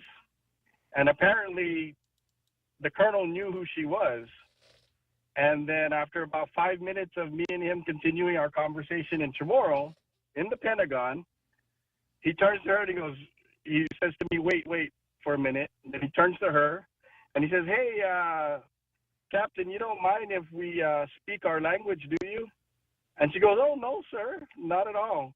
And he goes, good, because I don't mind when you speak yours. So, anyways, you know, even in the Pentagon, you can speak Chamorro, and you wouldn't get dinged for it. But the other thing is, I met a family in Vancouver, Washington, a 4-generation family. They uprooted their whole family. It's the Tovis family. And when I was out there, I was amazed because even the young ones, 9, 10, 14-year-olds, were all speaking Chamorro because the great grandparents of the family, were still around, and that's how they communicated with them. And this was back in the early 2000s when I observed this. So it doesn't matter. There's nothing stopping us except ourselves. Just to, I guess, reiterate what Chris Duenas was saying. Good points all, Pete. As usual, you make good points. So thanks again for sharing a little wisdom with us, Pete. And I won't even ask you to repeat. You hit the ball the first time at bat, okay? All right. Have a good weekend, Uncle Bob. Try at least. All right, thank you. Okay, next we've got the most dangerous man in the room. You know, there's only one person in the whole world that Kaiser Soze was afraid of. Here he is, our Carl. Good afternoon, Carl. Hey, good afternoon, Bob. Good afternoon, Jose, and Tall Tales International listening and thinking audience. Yeah, I just wanted to chime in on this issue. This seems to be this obsession with losing the culture. But, if a culture is alive, if it's vibrant, it's constantly fraying at the edges. People are making choices every day as to what they want to keep and what they want to discard. And sometimes they discard old practices that are no longer productive and that they find don't improve their lives anymore. And sometimes they add on new things from foreign cultures that they find improve their lives. One of them is the famous red/orange rice. That's not indigenous. Orange rice? Yeah. Red rice. Okay, that's better. Okay. How dare but, you? At some point there was Chamorros that tried that out when the Spanish brought it in, and there was no plot or scheme. They just said, "Hey, this is pretty good. Let's just keep making this stuff because it's awesome, and we'll have it at our fiestas and parties." And there was no cultural oppression. There was nothing like that. So if a culture is alive and if it's vibrant, it is constantly evolving and changing and growing. The most vibrant culture there is American culture. Look at all the Italian foods, the Spanish foods, the Hispanic foods, and words, thousands upon thousands of words that we're adding on, using, sometimes dropping. We stopped using them. We might have used the word for a few decades, and then it just went out of fashion. It just died. The only cultures really that maintain the status quo, remain static, are isolated cultures in completely isolated islands, or cultures that are completely isolated due to being up in the mountains or separated by jungles, for centuries or decades. Those are the only ones, and they're just frozen in time. Is that really something that we want? I don't think so. I sure don't want it. I want our culture, the Chamorro culture, to be alive and vibrant and adding on new stuff, and in the way of foods and fusion recipes and all that. That is a vibrant culture. But I just wanted to chime in about that, since there seems to be such a this issue of losing the culture is being used as such a tool of leverage to again, separate. Yeah, criticize the United States. Critical theory, critical race theory. The only way we can save our culture is if we're an independent state. Yeah, and if you really want to do that, go back, to the way it was. Fine, shut down all the airlines, and cut off all the cable, shut down all satellite service. Hey, let's leave talk radio on, Carl. Yeah, the one last hope. But that's the only way, really. If you really want to take it to its illogical conclusion, shut down everything, completely cut off all outside influence, chase off all the outsiders like Paul Zerzan, my father, Bob Klitzkie. my wife, Filipina, who is probably classified as a settler. You know, so that's really the only way. If we're alive and we're vibrant, if we have a vibrant culture, we are constantly growing and evolving. So anyway, that's my 2 bits. I think it's totally misplaced, this desire to go backward. There's nothing wrong with remembering it and remembering history.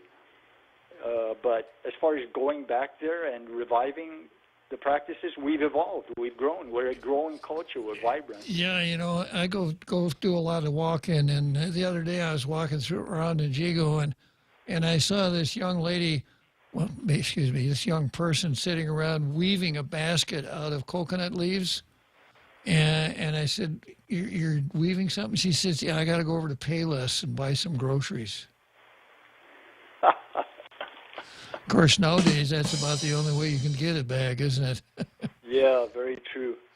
And just one quick comment about, us being governed by Chamorros. I think you brought up a very good point, and that is, we are governed by Chamorros. The vast majority of people in leadership positions have Chamorro blood. And that just illustrates that this is not about that. This is about destroying the connection with our constitutional protections of the Bill of Rights, those precious protections against government destroying our ability to speak freely, speak our mind, freedom of the press, freedom of religion, the right to protect your family, the Second Amendment, and all this stuff. And clearing the deck, wiping the board completely clean, this whiteboard, and starting over and creating a utopian document that matches with their utopian vision. That's what really this is all about, in my view. I think you're right, Carl. All right, Bob, that's my 2 bits for the day. Jose, give this man a receipt. He's earned it. Thanks for calling, Carl. All right. Okay, so we're going to head for Churchill Downs. When I get out of Churchill Downs, I've got another Joe who wants to talk about Washington, D.C. culture. All right.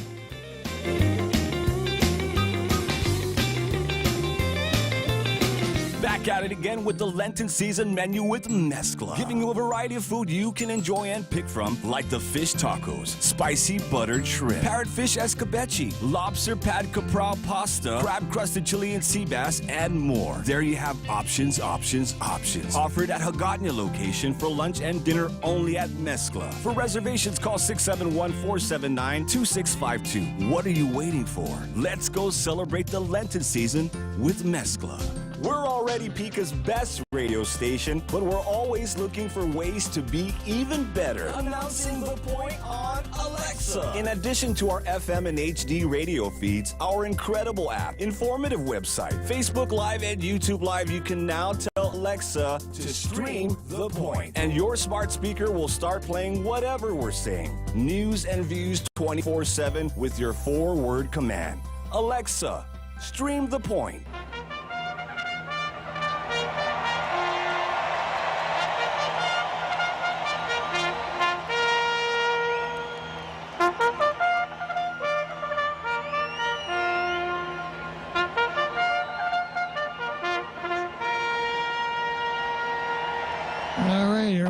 Churchill Downs, Louisville, Kentucky, the home stretch of Tall Tales for another week. I'm sad to say, in 14 minutes, Jose and I will be outside our cars will have turned into pumpkins.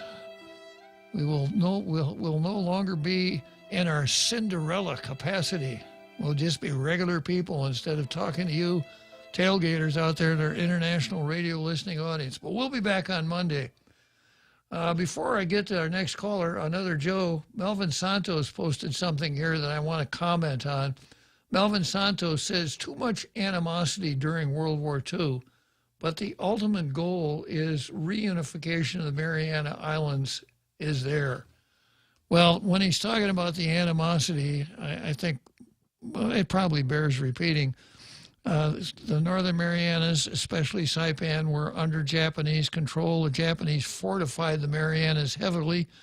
The invasion of Guam was launched from Saipan. And when the Japanese occupied Guam, which was the day they arrived, they brought with them Saipanese interpreters who had duties in addition to being interpreters. And there are stories about the Saipanese Chamorros being rather cruel to their Guamanian brothers. It created some really bad feelings. And I've told this story before, but I understand that, after the end of the war, people of Guam were asked, what is it that you want to be called? Guamese, etc.? And they said Guamanian. They did not want to be called Chamorros because they thought it was necessary to distinguish themselves from those bad people in the Northern Marianas called Chamorros. So that's the bad blood. And be it whether it's a good thing or a bad thing, the islands are split. And Melvin, I don't think it's possible to put the two islands, the two groups together. Guam, one political entity called the Mariana Islands, because Guam is so much bigger, more populous, and powerful than the rest of the Northern Marianas.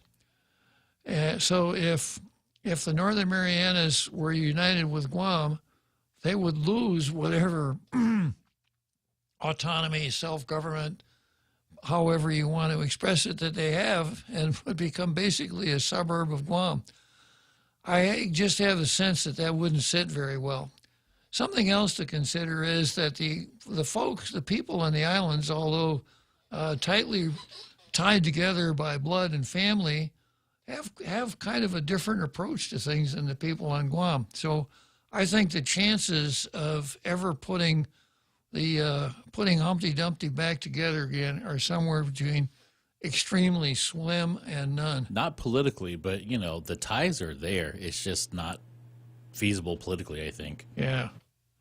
Because, in the Northern Marianas, they have a bicameral legislature. The lower house is by population strictly.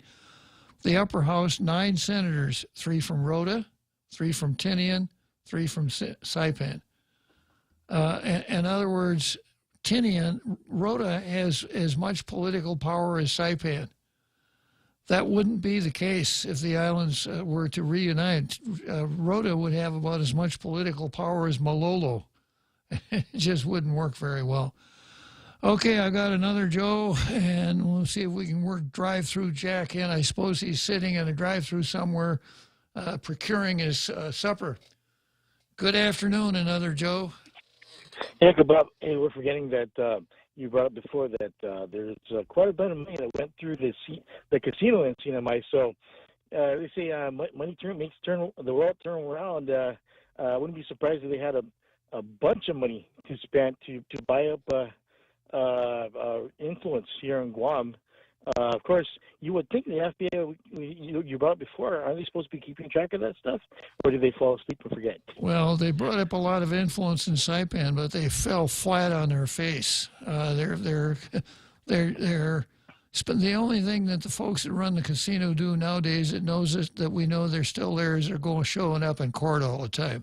They've got the casino is a tremendous flop. It's not bringing in any money at all. It owes a lot of money. So, with regards to Washington culture, I was just thinking perhaps they were, spreading that money around the Washington culture. But I guess I'm wrong. But regarding Washington culture, Kababa, didn't they used to have this thing called the hotline, direct phone from the Oval Office to the Kremlin? We did, yeah. And so I'm just kind of curious. Whatever happened to that phone line? Did Trump never reinstalled it, or did Biden forget where it was put? Or with this whole train wreck happening in Ukraine, you would think they would try to reestablish the hotline. Well, they've kind of reconfigured it a little bit. So now, if either Putin or the President of the United States needs to, they dial 671-888-8255.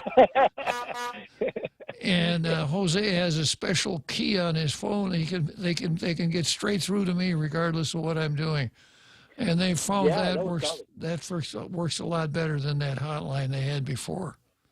I think it would be solid if they use that. If they use that number about. Anyway, I'm gonna miss you guys for 2 days. I'll just keep listening. Thank you. Okay, good talking to you, another Joe. All right, let's have the theme song here for our next caller.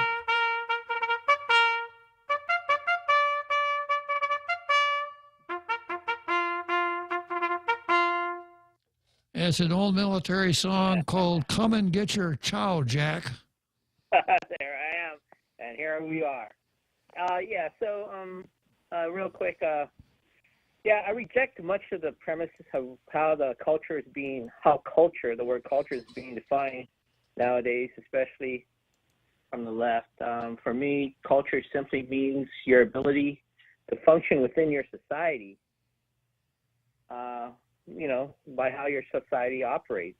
And when it comes to Chamorro, I exercise it when I go to church, because we say the Our Father, the Tatanmami, in the language. We sing in the native language, rosaries, native language, Fatimas, native language. So for me, the language resides in my heart and in my spirit.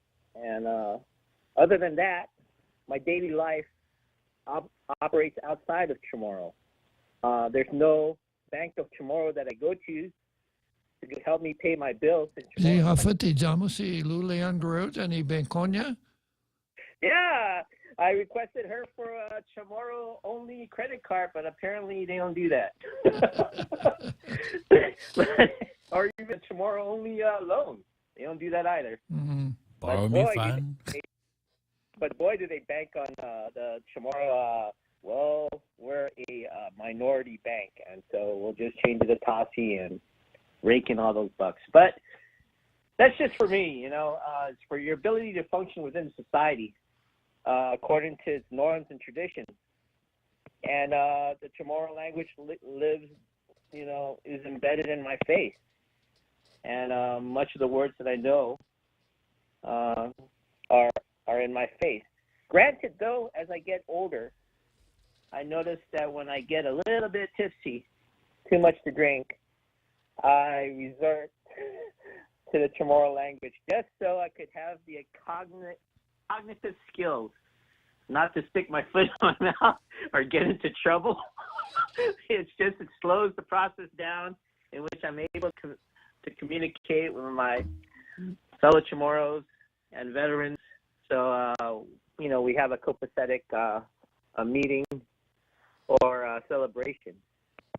Other than that, when it comes to sovereignty, the rule of thumb is sovereignty is only as important as if you can exercise it. So if you look at what's happening in Lithuania, how is their ability to exercise sovereignty?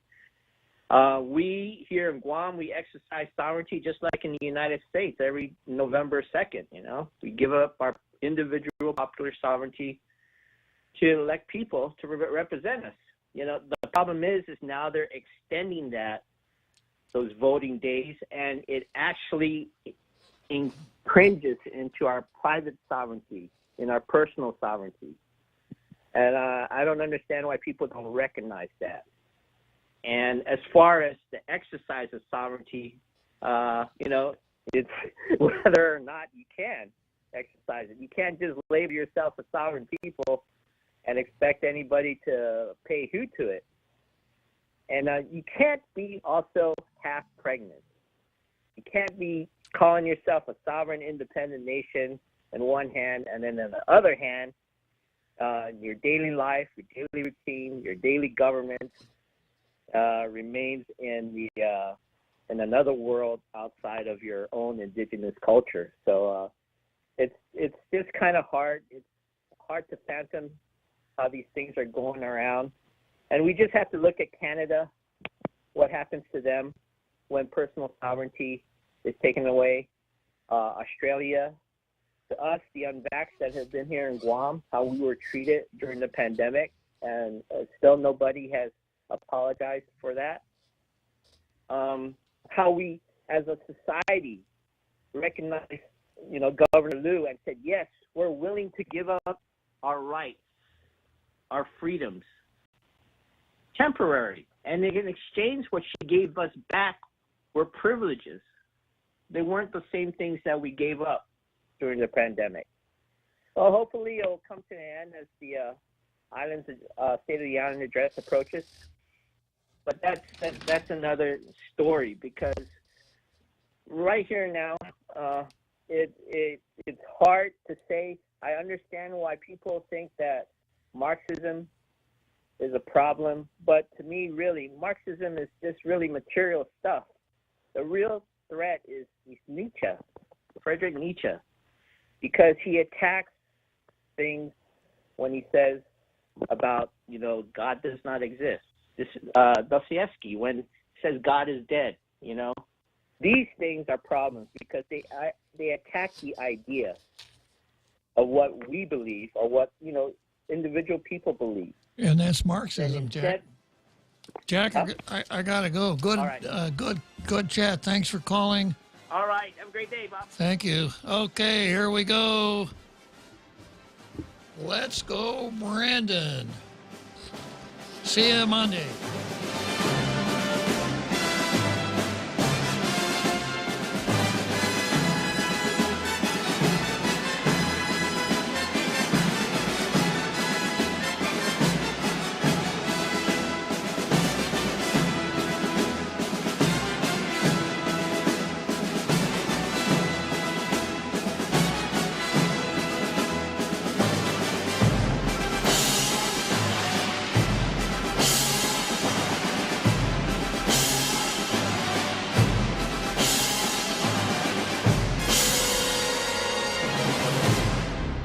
The Point is KUSG, Hagåtña, Guam, 93.3 FM and 104.3 HD3. The Russian invasion of Ukraine now entering its fourth week. I'm Jack Callahan, Fox News. And this morning, Russian missiles have struck in western Ukraine near the airport in Lviv. The attack coming just after dawn here. Huge smoke clouds seen rising from very close to what is, in normal circumstances, Ukraine's second busiest airport. Videos posted by several people show very clearly the mushroom cloud rising above the airport area. One of the potential targets of this was an aircraft repair center. That's Fox's Jonathan Hunt in western Ukraine. The mayor of Lviv says the repair facility was destroyed, but nobody was injured. Secretary of State Antony Blinken says he agrees with President Biden that Vladimir Putin is a war criminal. Intentionally targeting civilians is a war crime. After all the destruction of the past 3 weeks, I find it difficult to conclude that the Russians are doing otherwise. And Secretary Blinken says they believe the Russians could be planning to use chemical weapons, then blaming it on the Ukrainians as a pretext to escalate their attacks. And the U.S. Defense Intelligence Agency, in a report to Congress, says there are signs that the Russian president, frustrated by the pace of the invasion, could threaten to use nuclear weapons. The Department of Energy giving a liquefied natural gas exporter in Louisiana and Texas the okay to sell additional gas supplies to every country in Europe as they seek to move away from Russian energy supplies. Crude oil prices have climbed above $100 a barrel again, trading about $104 a barrel now. But the average price of a gallon of gasoline in the U.S. continued to drop slightly. AAA now says it's about $4.27, down a penny and a half from yesterday. Wall Street up again Thursday. The Dow gained 417 points. NASDAQ up 178. The S&P 500 added 53 points. America is listening to Fox News.